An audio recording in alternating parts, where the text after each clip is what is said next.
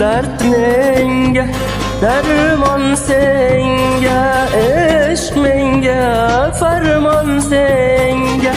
Öldürgen, güldürgen, her gün yığlatken o kalp senga.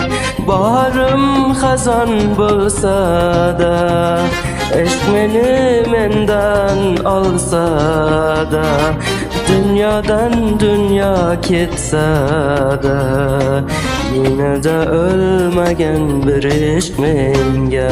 Tileymen kalbimge dertlerin tolsun, tileymen bu işkim yerge kalmasın. Men uykularımge seni menanman, tileymen baharga barik dökülmasın. Bu iş birge kalsa dertlerin bir kor, seni yokluğinde kalbimden bir sor. Bu dünyaga yakşı, bu dünyaga kör, senden başkasını düşünüp zor.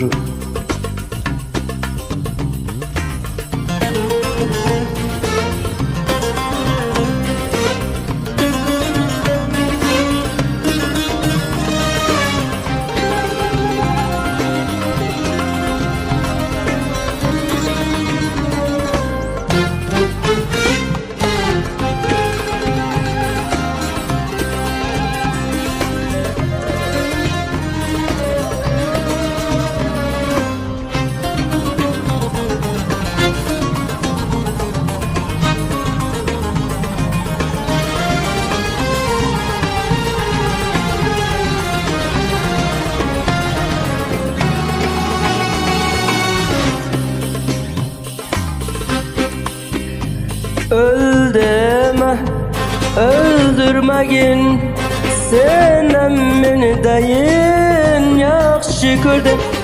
Kalbimde bu aşkını sene gördüm, görmedim. Uzak durmagin yarım, seni kança sağındım.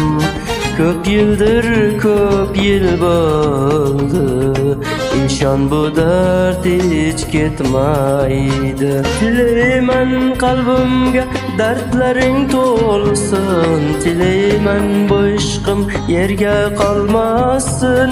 Men uykularımge seni menanman, tileymen baharga barik dökülmasın. Bu iş birge kalsa dertlerin bir kor, seni yokluğinde kalbimden bir sor.